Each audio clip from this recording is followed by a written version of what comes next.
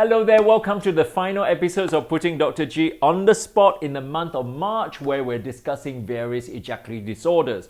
Although today's topic is not strictly about ejaculatory disorder, however, although ejaculation is normal, but the content is normal because it's a condition called azoospermia.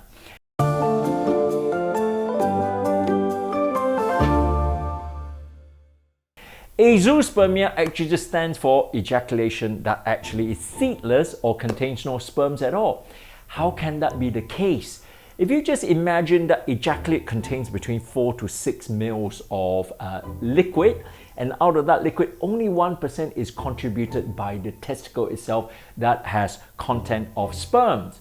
So people who underwent a vasectomy clearly has azoospermia. However, naturally, men can also ejaculate normal looking semen without the content of sperms. So how can that be the case? So azoospermia can be divided into obstructive and non-obstructive azoospermia.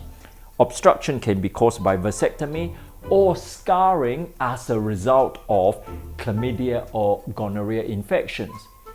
In a different circumstance, scarring or obstruction itself can also be induced by a congenital condition called congenital bilateral aplasia of the vas deferens. This is a genetic disorder that actually will stop the passage of sperms into the seminal fluid, resulting in azoospermia. So the men themselves will function normally. However, when they start setting up families, that is impossible because the sperms just doesn't go through. Apart from the obstructive nature of azoospermia, there's also a non-obstructive nature.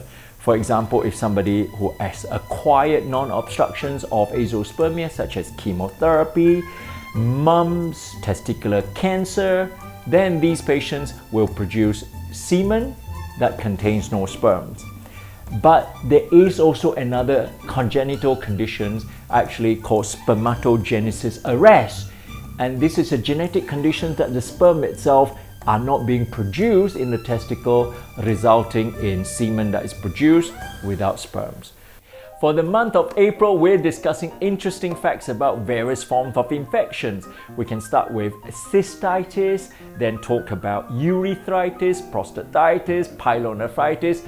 There's various forms of infection that affect both men and women. So if you are interested, obviously stay tuned for next week's Putting Dr. G on the Spot.